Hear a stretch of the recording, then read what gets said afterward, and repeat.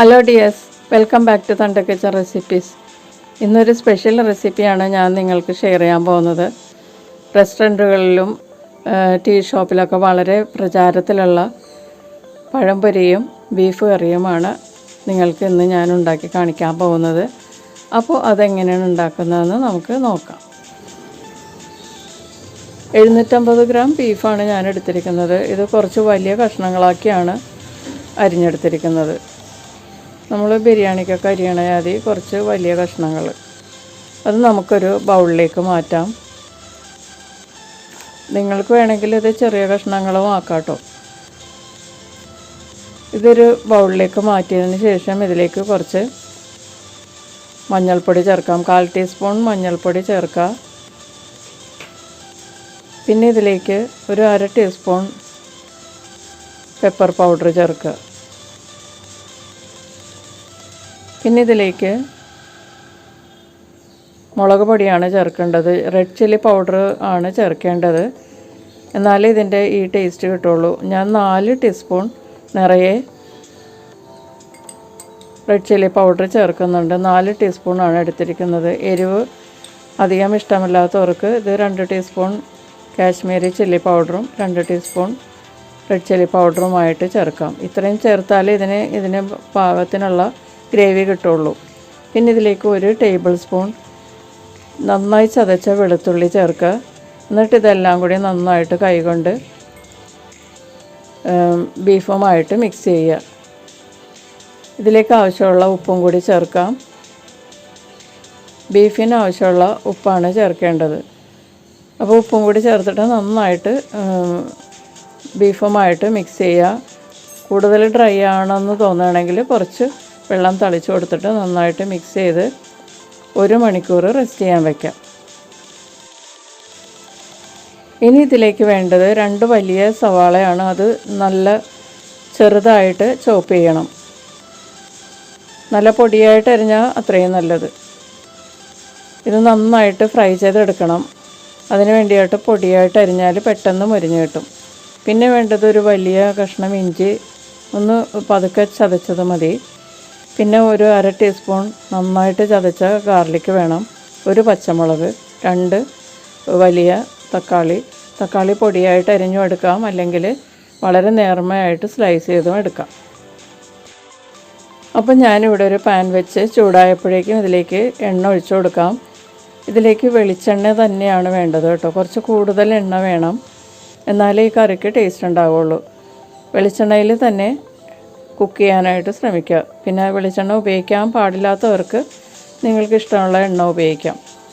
വെളിച്ചെണ്ണ നന്നായിട്ട് ചൂടായി കഴിയുമ്പോൾ അതിലേക്ക് ചതച്ച് വെച്ചിരിക്കുന്ന ഇഞ്ചി ചേർത്ത്, ഇഞ്ചി ഒന്ന് ചൂടായ മണം വരുമ്പോഴേക്കും അതിലേക്ക് 1 പച്ചമുളക് എടുത്ത് വെച്ചത് നന്നായിട്ട് ഒന്ന് സ്ലിറ്റ് ചെയ്ത് അതിലേക്ക് ചേർക്കുക. പിന്നെ പൊടിയായി അരിഞ്ഞ സവാളയും കൂടി ചേർത്തിട്ട് നന്നായിട്ട് മിക്സ് ചെയ്യുക. എന്നിട്ട് ഈ സവാളയും ഇഞ്ചിയൊക്കെ നന്നായിട്ട് മൂക്കുന്നത് വരെ ഇളക്കി കൊടുക്കുക. സവാള ബ്രൗൺ നിറമാവുന്നത് വരെ കുക്ക് ചെയ്യണം. ബ്രൗൺ നിറമായി കഴിയുമ്പോഴേക്കും അതിലേക്ക് നമ്മൾ 1/2 ടീസ്പൂൺ ചതച്ച ഗാർലിക് എടുത്ത് വെച്ചത് ഇപ്പോൾ ചേർക്കുക. എന്നിട്ടൊന്ന് വഴറ്റി കൊടുക്കുക. ഒരു 2 മിനിറ്റ് സവാളയുമായിട്ട് ഈ വെളുത്തുള്ളി വഴറ്റി കൊടുക്കുക. അതിനുശേഷം ഇതിലേക്ക് വളരെ നേർമയായിട്ട് സ്ലൈസ് ചെയ്ത തക്കാളി ചേർക്കുക. തക്കാളി വളരെ ചെറിയ കഷ്ണങ്ങളാക്കി അരിഞ്ഞും ചേർക്കാം. പിന്നെ ഇത് കുറച്ചുകൂടി എളുപ്പമാകും നീളത്തിൽ സ്ലൈസ് ചെയ്താൽ. പക്ഷേ വളരെ നേർമയിൽ സ്ലൈസ് ചെയ്ത് ചേർക്കണം. എന്നിട്ട് ഈ സവാളയുമായിട്ട് നന്നായിട്ട് മിക്സ് ചെയ്യുക. എന്നിട്ട് ഇതിലേക്ക് കുറച്ച് ഉപ്പ് ചേർത്ത് കൊടുക്കാം. നമുക്ക് നന്നായിട്ട് മിക്സ് ചെയ്തതിന് ശേഷം ഈ ഗ്രേവിക്ക് വേണ്ട ഉപ്പ് ചേർക്കാം. ഉപ്പ് ചേർത്തതിന് ശേഷം നന്നായിട്ടൊന്ന് മിക്സ് ചെയ്യുക. പിന്നെ ഇനി സവാളയും തക്കാളിയൊക്കെ നന്നായിട്ട് കുക്കാവുന്നത് വരെ ഇളക്കി കൊടുക്കുക. തക്കാളിയിലെ വെള്ളമൊക്കെ വറ്റി നന്നായിട്ട് സോഫ്റ്റ് ആവുന്നത് വരെ വെയിറ്റ് ചെയ്യുക. അപ്പോൾ അതിന് നമുക്ക് കവർ ചെയ്തൊന്ന് കുക്ക് ചെയ്താൽ പെട്ടെന്ന് ഇത് കുക്കായി കിട്ടും. അപ്പോൾ ഒരു 3 മിനിറ്റ് നമുക്ക് കവർ ചെയ്ത് കുക്ക് ചെയ്യാം. ഇപ്പം 3 മിനിറ്റ് കഴിഞ്ഞപ്പോഴേക്കും തക്കാളിയിലെ വെള്ളമെല്ലാം നന്നായിട്ട് വറ്റി എണ്ണയൊക്കെ തെളിഞ്ഞു. ഈ സമയത്ത് നമുക്ക് മാരിനേറ്റ് ചെയ്ത് വെച്ചിരിക്കുന്ന ബീഫ് ചേർത്ത് കൊടുക്കാം. ഇപ്പോൾ ബീഫ് മാരിനേറ്റ് ചെയ്തിട്ട് 1 മണിക്കൂറായിട്ടുണ്ട്. ഇനി നമുക്കിതിലേക്ക് ചേർത്ത് കൊടുക്കാം.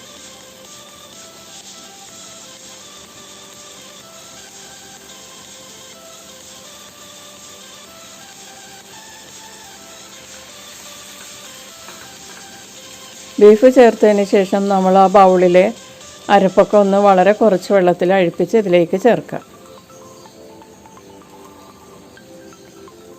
എന്നിട്ട് മീഡിയം ഹീറ്റിലോട്ടാക്കിയിട്ട് നന്നായിട്ടൊന്ന് ഇളക്കി കൊടുക്കുക. ഇത് നന്നായിട്ടൊന്ന് തിളക്കുന്നത് വരെ ഇളക്കി കൊടുത്തുകൊണ്ടിരിക്കുക. മീഡിയം ഹീറ്റിലോട്ടാക്കിയിട്ട് നന്നായിട്ട് തുടരെ ഇളക്കി കൊടുത്ത് തിള വരുന്നത് വരെ വെയിറ്റ് ചെയ്യുക. ഇപ്പോൾ നന്നായിട്ട് തിളച്ചിട്ടുണ്ട്. ബീഫിൻ്റെ നിറമൊക്കെ മാറിയിട്ടുണ്ട്. ഇനി ഇതിലേക്ക് നമുക്ക് കുറച്ച് വേപ്പിലയും കൂടി ചേർത്തിട്ട് നന്നായിട്ട് പൊത്തി വെച്ച് 2 മിനിറ്റ് കുക്ക് ചെയ്യാം. ഇപ്പോൾ 2 മിനിറ്റ് ആയിട്ടുണ്ട്. ഇതൊക്കെ നന്നായിട്ട് തിളച്ച് ബീഫ് നന്നായിട്ട് തിളച്ച് അതിൻ്റെ ആ പച്ച അവസ്ഥയൊക്കെ മാറിയിട്ടുണ്ട്. നന്നായിട്ട് ഹാർഡായി ബീഫ്. ഇനി നമുക്കിത് കുക്കറിലോട്ട് മാറ്റാം. കുക്കറിൻ്റെ വലിപ്പം അനുസരിച്ച് ഇതിൻ്റെ കുക്കിംഗ് ടൈം വ്യത്യാസം ഉണ്ടാകും കേട്ടോ. അതുകൊണ്ട് ഞാൻ ടൈമൊന്നും പറയുന്നില്ല, നിങ്ങൾക്കറിയാൻ പറ്റുമല്ലോ നിങ്ങൾ യൂസ് ചെയ്യണ കുക്കറാകുമ്പോഴേക്കും. കുക്കറിലേക്ക് ഇത് മാറ്റിയതിന് ശേഷം ആ പാനിലെ അരപ്പൊക്കെ ഒന്ന് കഴുകി 1/4 കപ്പ് വെള്ളം കൂടി ഇതിനകത്തേക്ക് ഒഴിക്കാം. അതായത് ബീഫിലും കുറച്ച് താഴെ നിൽക്കണം വെള്ളം, കണ്ടോ. എന്നിട്ട് ഇതൊന്ന് നന്നായിട്ട് മിക്സ് ചെയ്തിട്ട് കുക്കർ അടച്ച് 3/4 വേവോളം വേവിച്ചെടുക്കാം. അപ്പോൾ ഞാനിത് വേവിച്ചെടുത്തിട്ടുണ്ട്. ഗ്രേവിയൊക്കെ നന്നായിട്ട് കുറുകിയിട്ടുണ്ട്. ഒന്നുകിൽ ഈ ഗ്രേവിയിൽ തന്നെ നമുക്ക് യൂസ് ചെയ്യാം, അല്ലെങ്കിൽ കുറച്ച് തിക്കായിട്ട് എടുക്കുകയാണെങ്കിൽ നമ്മൾ പാനിലോട്ട് മാറ്റിയിട്ട് നന്നായിട്ട് ഗ്രേവി തിക്കാക്കി എടുക്കണം. അതാണ് നല്ലത്. അപ്പോൾ ഞാനിത് തിക്കാക്കി എടുക്കാനൊരു പാനിലേക്ക് മാറ്റുകയാണ്. പാനിൽ കിടന്ന് നേരിയ തീയിൽ ഇത് കുക്ക് ചെയ്യണം. അപ്പോൾ ഗ്രേവിയൊക്കെ നന്നായിട്ട് തിക്കായി നല്ല എണ്ണയൊക്കെ തെളിയുന്ന പാകം വരെ കുക്ക് ചെയ്യണം. ഇപ്പോൾ നന്നായിട്ട് ഗ്രേവിയൊക്കെ തിക്കായിട്ടുണ്ട്, എണ്ണയൊക്കെ തെളിഞ്ഞു.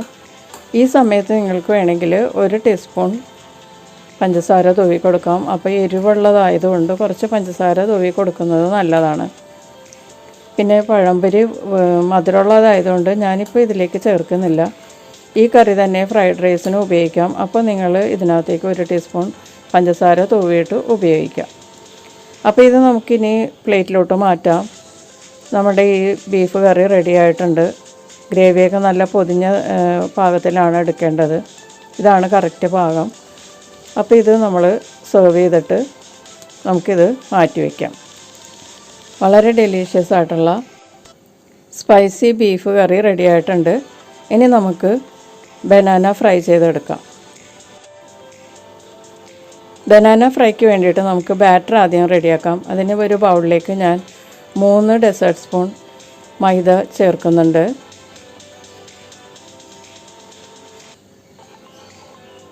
മൂന്ന് ഡെസേർട്ട് സ്പൂൺ മൈദ ചേർത്തു. ഇനി ഇതിലേക്ക് 2 ഡെസേർട്ട് സ്പൂൺ ഗോതമ്പ് പൊടിയും കൂടി ഞാൻ ഇതിലേക്ക് ചേർക്കുന്നുണ്ട്. 2 കൂടി മിക്സ് ചെയ്താണ് ഞാൻ ബാറ്റർ ഉണ്ടാക്കുന്നത്. നിങ്ങൾക്ക് വേണമെങ്കിൽ മൈദ തനിച്ചെടുക്കാം, അല്ലെങ്കിൽ ഗോതമ്പ് പൊടി തനിച്ചെടുക്കാം. ഞാനിപ്പോൾ 2 കൂടി മിക്സ് ചെയ്താണ് എടുക്കുന്നത്. കൂടുതലായിട്ട് ഞാൻ മൈദ മാവാണ് എടുത്തിരിക്കുന്നത്. പിന്നെ ഇതിലേക്ക് ഒരു 2 ടീസ്പൂൺ പഞ്ചസാര ചേർക്കുക. പിന്നെ ഇതിലേക്ക് ടേസ്റ്റിനുള്ള ഉപ്പും കൂടി ചേർക്കുക. എന്നിട്ട് ഒന്ന് നന്നായിട്ടൊന്ന് പൊടിയുമായിട്ട് മിക്സ് ചെയ്യുക.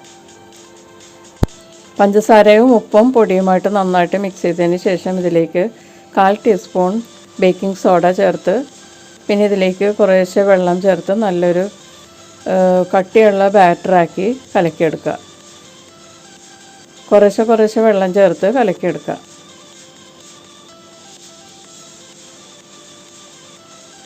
ദോശമാവിലും കുറച്ചുകൂടി കട്ടിയായിട്ടുള്ള തിക്നെസ്സുള്ള ബാറ്ററായിരിക്കണം നമുക്ക് പഴം പൊരി ഉണ്ടാക്കാൻ നല്ലത്. വളരെ ലൂസായി പോയാൽ നമ്മൾക്ക് കോട്ടിങ് വളരെ കുറവായിരിക്കും.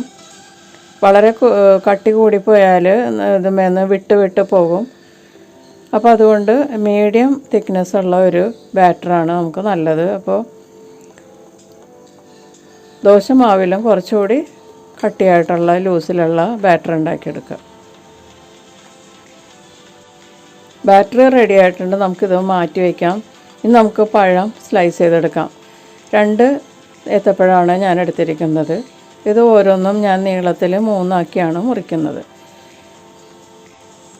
ടീ ഷോപ്സിലൊക്കെ ഇത് നീളത്തിൽ മുറിച്ച് ഫ്രൈ ചെയ്യണതുകൊണ്ടാണ് ഞാനിപ്പോൾ ഇതുപോലെ ചെയ്യണത്. ഞാൻ സാധാരണ പഴം വറുക്കുമ്പോഴേക്കും ഇത് ഹാഫ് നടുക്ക് വെച്ച് കട്ട് ചെയ്തിട്ട് പിന്നെ നേരിയതാക്കി 3 ആക്കിയിട്ട് കട്ട് ചെയ്താണ് എടുക്കുന്നത്. നിങ്ങൾക്കും അതുപോലെ ചെയ്യാവുന്നതാണ് കേട്ടോ. ഞാനിപ്പോൾ നീളത്തിൽ ഒരു 6 പീസാക്കിയാണ് ഇത് മുറിക്കുന്നത്. രണ്ടും കൂടി 6 പീസ്. അപ്പോൾ 2 പഴം 6 പീസാക്കി ഞാൻ മുറിച്ച് വെച്ചിട്ടുണ്ട്. ഇനി നമുക്ക് പാൻ ചൂടാക്കി ഫ്രൈ ചെയ്യാനുള്ള എണ്ണ ഒഴിക്കാം. ഫ്രൈ ചെയ്യാനുള്ള എണ്ണ ഒഴിച്ചതിന് ശേഷം എണ്ണ നന്നായിട്ട് ചൂടാകുന്നത് വരെ വെയിറ്റ് ചെയ്യുക. നന്നായിട്ട് എണ്ണ തിളച്ച് വരണം, അതുവരെ വെയിറ്റ് ചെയ്യുക. ഇപ്പോൾ എണ്ണ നന്നായിട്ട് തിളച്ചിട്ടുണ്ട്. അതിനുശേഷം ഇത് മീഡിയം ഫ്ലെയിമിലോട്ട് ആക്കിയിട്ട് വേണം പഴം വറുക്കാൻ വേണ്ടിയിട്ട് എണ്ണയിലേക്ക് ഇടാനായിട്ട്. ഹൈ ഫ്ലെയിമിൽ വെച്ചിട്ട് പഴം ഇട്ടാൽ അതിൻ്റെ ബാറ്ററൊക്കെ പെട്ടെന്ന് കരിഞ്ഞു പോകും. പഴത്തിൻ്റെ കോട്ടിങ്ങൊക്കെ പെട്ടെന്ന് കരിഞ്ഞ് പോകും. പിന്നെ ഉള്ളിൽ പഴം നന്നായിട്ട് കുക്കാവുകയില്ല. അപ്പോൾ അതുകൊണ്ട് നല്ല ഫ്ലെയിമിൽ വെച്ചിട്ട് എണ്ണ ചൂടാക്കുക. അതിനുശേഷം മീഡിയം ഫ്ലെയിമിലോട്ട് മാറ്റിയതിന് ശേഷം പഴം വറുക്കാനിടുക. ബാറ്ററിൽ മുക്കി എണ്ണയിലേക്ക് ചേർക്കുക. എന്നിട്ട് മീഡിയം ഫ്ലെയിമിൽ തന്നെ ഇത് ഫ്രൈ ചെയ്തെടുക്കുക. 2 സൈഡും നല്ല ഗോൾഡൻ ബ്രൗൺ നിറമാവുന്നത് വരെ ഫ്രൈ ചെയ്യുക. അപ്പോൾ ഈ പാനിൽ 3 എണ്ണമേ ഇരിക്കുള്ളൂ. നിങ്ങൾ കുറച്ച് വലിയ പാനാണെങ്കിൽ ഇതുപോലെ നീളത്തിൽ അരിഞ്ഞെടുത്താൽ ഈസി ആയിട്ട് ഫ്രൈ ചെയ്തെടുക്കാൻ പറ്റും. അല്ലെങ്കിൽ പഴം വളരെ ചെറുതായിട്ട് കട്ട് ചെയ്തിട്ട് ചെറിയ ചെറിയ പീസസാക്കി സ്ലൈസ് ചെയ്ത് മുക്കി പൊരിക്കാവുന്നതാണ്. ഈ ഫ്രൈയിങ് പാനിൽ 3 എണ്ണമേ ഒരു പ്രാവശ്യം ഫ്രൈ ചെയ്യാൻ പറ്റുള്ളൂ. അപ്പോൾ ഞാനിത് 2 പ്രാവശ്യമാക്കി ഫ്രൈ ചെയ്തെടുക്കാനാണ് പോകുന്നത്. നമ്മുടെ ഫസ്റ്റ് സെറ്റ് ഞാൻ മറിച്ചിട്ടിട്ടുണ്ട്. ഒരു സൈഡ് റെഡിയായി. ഇപ്പോൾ 2 സൈഡും റെഡി ആയിട്ടുണ്ട്. ഇനി നമുക്കിത് എണ്ണയിൽ നിന്ന് മാറ്റാം. അപ്പോൾ first batch banana fry ready ആയിട്ടുണ്ട്. ഇനി നമുക്ക് അടുത്ത 3 എണ്ണം കൂടി ഇതുപോലെ ഫ്രൈ ചെയ്തെടുക്കാം. അപ്പോൾ ഞാൻ അതെല്ലാം ഫ്രൈ ചെയ്തെടുത്തിട്ടുണ്ട്. നമ്മുടെ ബനാന ഫ്രൈയും റെഡിയായി, ബീഫ് കറിയും റെഡി ആയിട്ടുണ്ട്. അപ്പോൾ നമുക്കിത് ഒന്ന് സെർവ് ചെയ്യാം. ബനാനയും ഒരു പ്ലേറ്റിലേക്ക് ആക്കുക. എന്നിട്ട് അതിൻ്റെ സൈഡിൽ നമുക്ക് ബീഫ് കറിയും വെച്ച് കൊടുക്കാം. വളരെ രുചികരമായ ഈ ബനാന ഫ്രൈയും ബീഫ് കറിയും എല്ലാവരും ട്രൈ ചെയ്ത് നോക്കണം. സ്പൈസി ബീഫ് കറിയാണ് ഇതിന് കൂടുതൽ നല്ലത്. ഈ പഴംപൊരിയുടെ കൂടെ കഴിക്കാനായിട്ട് വളരെ നല്ലത് കുറച്ച് സ്പൈസി ആയിട്ടുള്ള ബീഫ് കറിയാണ്. എത്ര കഴിച്ചാലും മതി വരില്ല. അപ്പോൾ എല്ലാവരും ഇത് ട്രൈ ചെയ്ത് നോക്കുക. ഇഷ്ടപ്പെട്ടാൽ ലൈക്ക് ചെയ്യാൻ മറക്കരുത്. പിന്നെ നിങ്ങളുടെ ഫീഡ്ബാക്സും അറിയിക്കണം. വീണ്ടും നല്ല റെസിപ്പിയുമായിട്ട് കാണാം. Thank you.